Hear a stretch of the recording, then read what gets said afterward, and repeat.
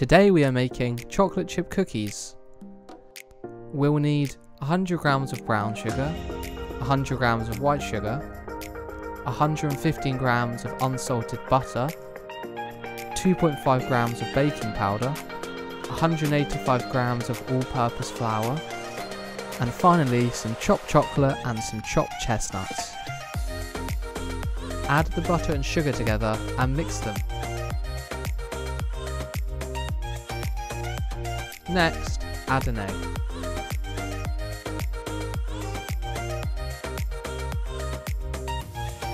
Add half of the flour first and add the rest later.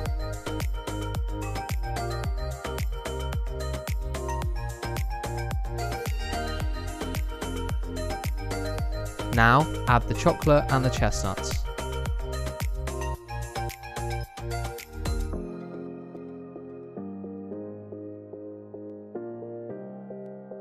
Set your oven for 180 degrees Celsius and bake your dough for 12 to 14 minutes.